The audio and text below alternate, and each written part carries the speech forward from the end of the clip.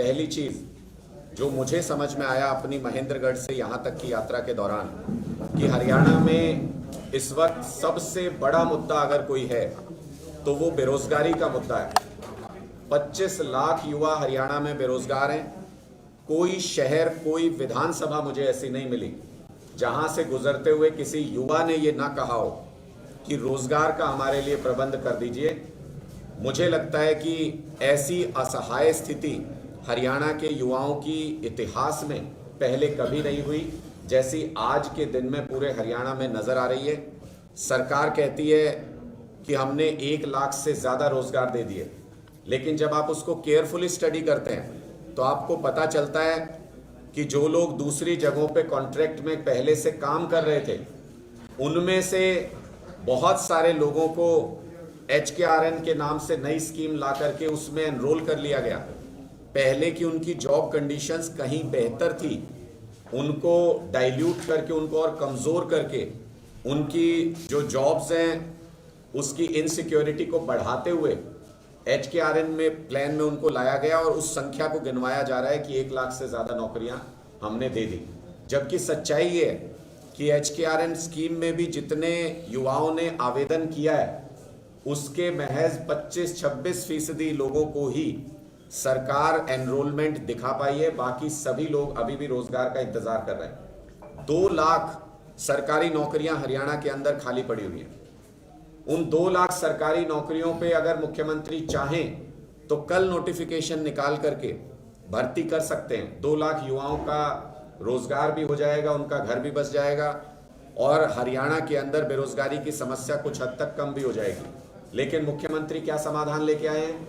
मुख्यमंत्री समाधान लेके आए हैं कि 10,000 युवाओं को इजराइल भेजेंगे, जहां युद्ध चल रहा है, जहां पे लोग मर रहे हैं, जहां दुनिया भर के लोग जहां से नौकरी छोड़ छोड़ के चले गए, वहां पर मरने के लिए हरियाणा के युवाओं को भेजना चाहती है।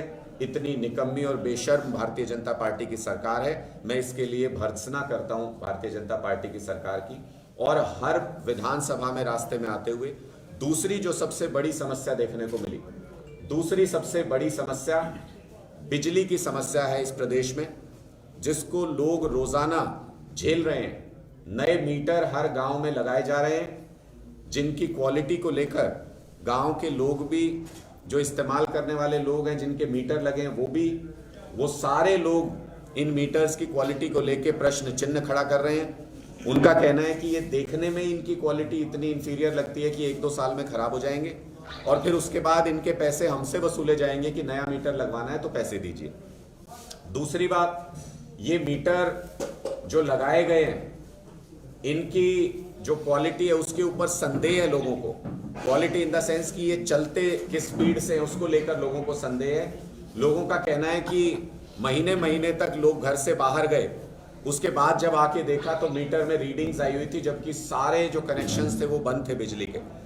इसको लेकर के जगह जगह पर लोगों ने हमें गलत बिल और मीटर की गलत रीडिंग को लेकर लोगों ने कहा कि इसमें हमको संदेह है। इसके बारे में हम बार बार शिकायत भी करते हैं, सरकार को भी कह चुके हैं, लेकिन कोई इसमें सुनने वाला नहीं है।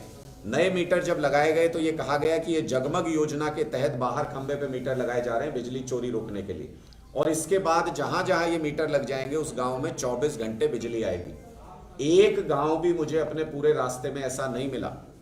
पूरे महेंद्रगढ़ से लेकर के कोसली, बावल, झज्जर, बेरी सब जगह से होते हुए किलोई, रोहतक, महम, कलानौर, नारनौंद, असंध और फिर कलायत होते हुए मैं यहाँ पहुंचा हूँ। कोई एक गांव भी ऐसा नहीं मिला जहां लोगों ने ये कहा हो कि हाँ जी 24 घंटे हमारे यहाँ बिजली आती है। तो ये जो बीजेपी इश्तिहार लगाती है इतने बड़े बड़े कि 5700 गांव शायद क्लेम करते हैं कि हम 24 घंटे वहां बिजली आती है। मैं मुख्यमंत्री जी को आमंत्रित करता हूं, या तो वो मेरे साथ किसी भी गांव में, उनकी पसंद के किसी भी गांव में चलें, या मुझे अपनी गाड़ी में अपने साथ ले चलें, छोटा बच्चा समझ के, अपने से युवा समझ के मुझे अपने साथ ले चलें, और एक गांव पूरे हरियाणा में ऐसा जरूर दिखाएं जहां लोग इस बात की तस्दीक कर दें कि उनको 24 घंटे बिजली मिलनी शुरू हो गई है। और उसके बाद सिर्फ बिल का मुद्दा जिसके ऊपर हम चर्चा करेंगे, सरकार के साथ सरकार पे आरोप लगाएंगे, सिर्फ बिल का मुद्दा होगा। उसके बाद हम ये नहीं कहेंगे कि 24 घंटे बिजली नहीं आती हरियाणा में। मुख्यमंत्री जी को आमंत्रित करता हूं कि किसी एक गांव में पूरे हरियाणा में मुझे ले जाके इस चीज की तस्दीक करा दें। हमसे जुड़े रहने के लिए हमारे YouTube चैनल को सब्सक्राइब करें और नई वीडियो की नोटिफिकेशन के लिए बेल आइकॉन को दबाएं।